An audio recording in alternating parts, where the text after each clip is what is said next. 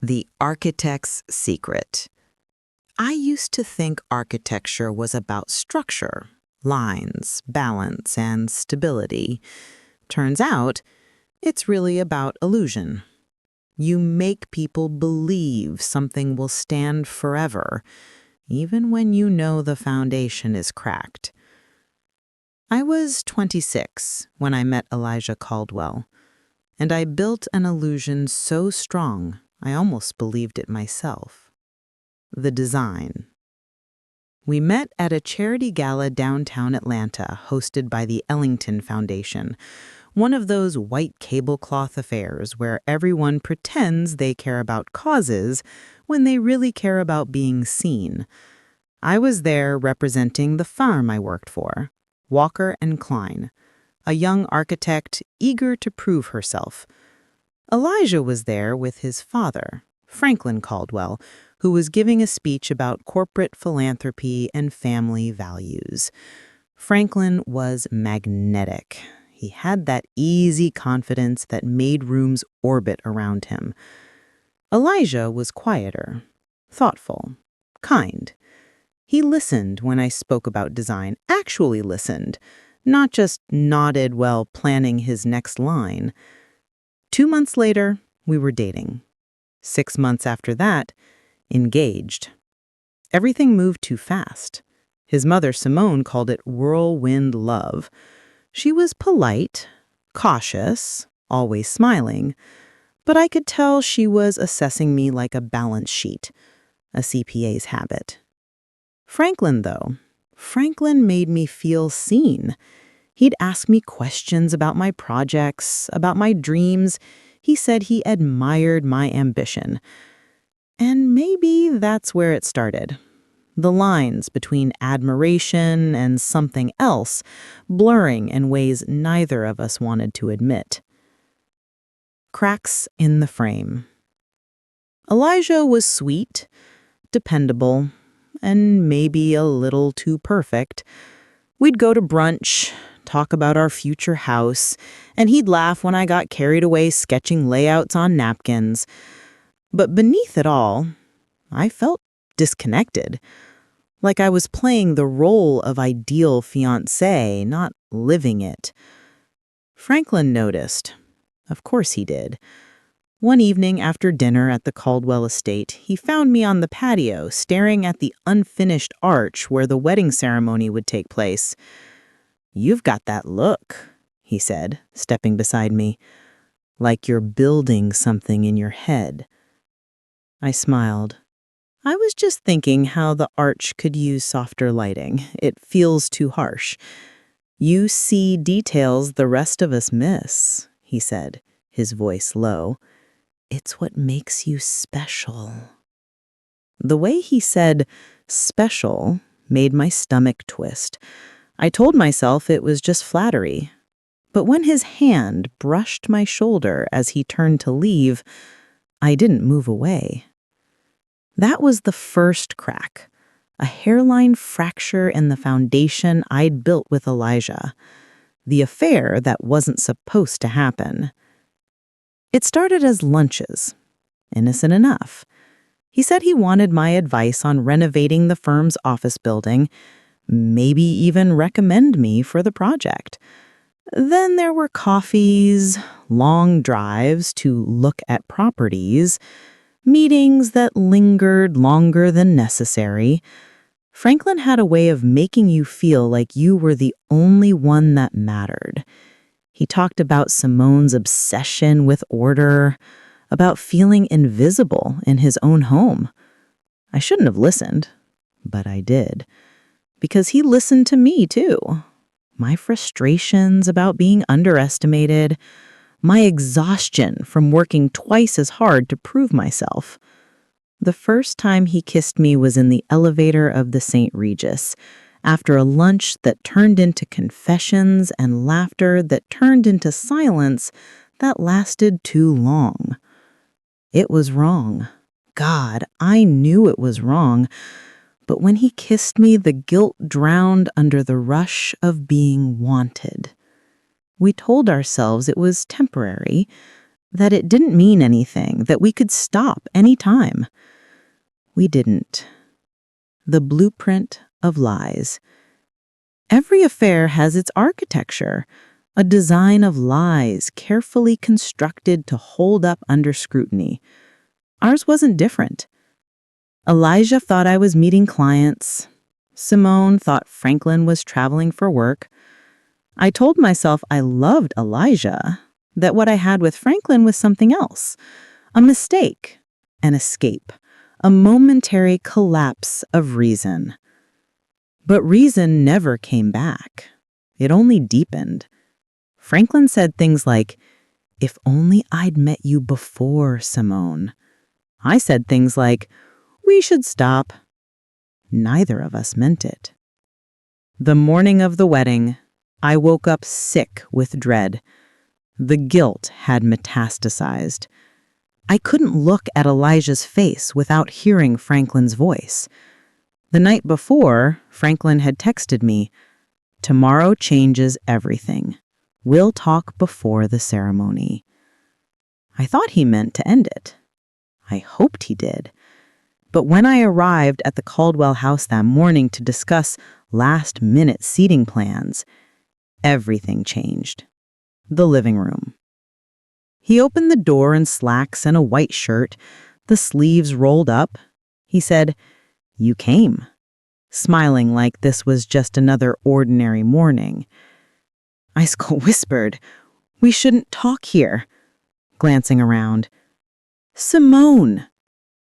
"She's busy. Elijah is out." He stepped closer. "You look beautiful." It wasn't the dress or the makeup. It was the look, the one he reserved just for me. And just like that, every rational thought vanished. I told myself it was the last time. Just one more kiss, one more moment before I became someone else's wife. When he kissed me, I didn't see the window. I didn't see Simone crouched behind her hydrangeas. I didn't see Elijah standing on the stairs, watching. I only saw the illusion I'd built and how quickly it was collapsing. Discovery. The next few hours were chaos hidden under calm. I left the house shaking, trying not to cry. Franklin texted, "We'll fix this. Don't panic." But I was panicking. I knew something had gone wrong, horribly wrong. There was a look in his eyes before I left, something wary, calculating. At home, I stared at my reflection in the mirror, barely recognizing the woman staring back. I was supposed to be getting ready for my wedding, not for a scandal. Then the first message came. A photo, me and Franklin kissing by the fireplace. Another photo, leaving the hotel weeks ago. My blood ran cold. No caption, just a timestamp. I knew who sent it even before the third image appeared. Simone's sister, Aisha Whitfield, ex-cop, private investigator. The message below read, "You should tell Elijah before he finds out my way." I dropped the phone. My world tilted. Franklin called minutes later. "Don't answer anyone," he hissed. "I'll handle this." "Handle what, Franklin? She knows. Your wife knows." His voice hardened. "And so does Elijah. He's not as innocent as you think." "What are you talking about?" "He's been spying on us. I saw him this morning. We have to get ahead of this." I hung up. There was no ahead of this. The whole structure had already collapsed. The fallout. By evening, the wedding had been postponed due to unforeseen family circumstances. Simone's polite message to the guests sounded almost cheerful. Franklin didn't come home. Elijah didn't answer my calls. I stayed in my apartment, curtains drawn, phone buzzing with unanswered messages. Social media went wild. Whispers, half-truths, screenshots.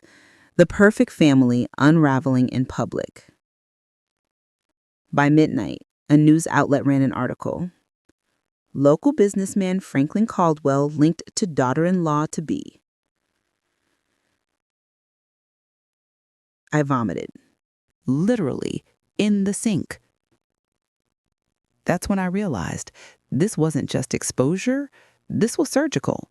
Someone had planned this. Not Simone alone, Elijah too. I imagined him and his mother, faces grim, plotting retribution while I thought I was living a secret romance. And then another story dropped the next morning. Caldwell family scandal deepens, secret daughter, financial irregularities under investigation. That one wasn't about me. It was about Franklin. The DNA, the secret payments, the 15-year-old girl. Simone had gone nuclear. The collapse. Franklin's company suspended him within 48 hours. His bank accounts were frozen. Reporters camped outside my building. I resigned from my firm before they could ask questions. My parents stopped taking my calls. The Ellingtons publicly distanced themselves. When Franklin finally called, his voice was hollow. They took everything, he said. Simone had me audited, froze the accounts. Elijah leaked the affair to the press. He's got photos, messages, even recordings. Franklin. You have to disappear for a while, Madison. Let the noise die down. I laughed bitterly. Disappear? Where? I'm the face of your scandal. Silence. Then quietly, I'll come for you. We'll start over. I didn't believe him. He'd said the same thing before, and every time he went back to Simone, to safety, to the illusion of family. That night, I packed a bag and left town. Not far, just enough to breathe. A small cabin 2 hours north near Blue Ridge. I told myself I'd stay a week. That week became 2 months. The visit. It was a foggy morning when the knock came. I froze, expecting reporters. But it wasn't them. It was Elijah.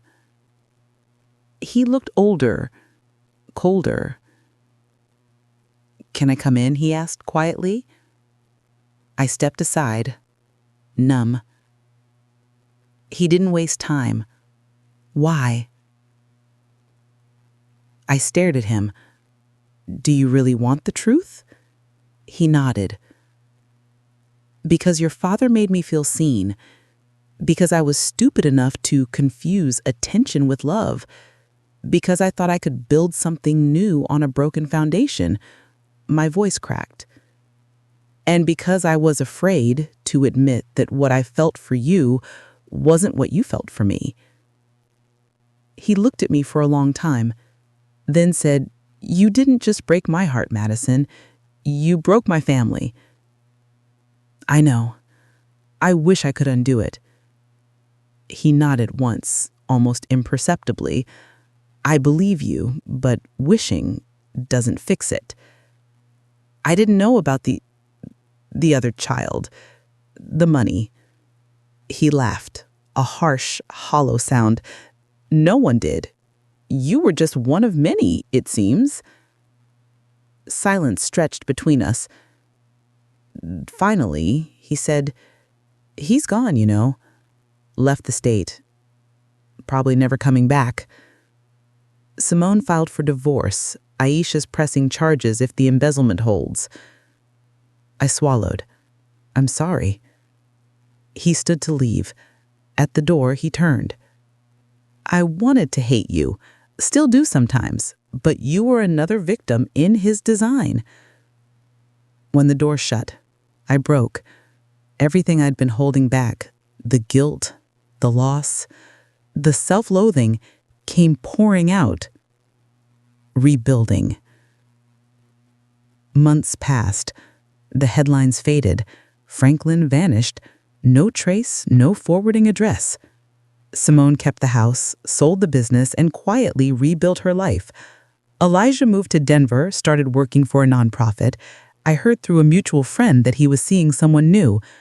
I was glad. As for me, I started over. Small freelance projects, no firm, no spotlight. I moved to Asheville, bought a tiny apartment overlooking the mountains. For the first time, I designed something purely for myself, a house made of light and silence. No grandeur, no illusion, just truth. Some nights I still dream of that morning, the living room, the kiss, the hydrangeas rustling outside. I see Simone's face in the window, her horror turning to steel. I see Elijah's shadow on the stairs. But then I wake up, breathe the mountain air, and remind myself that even ruined buildings can be rebuilt. You just need a new blueprint, and maybe, just maybe, a stronger foundation.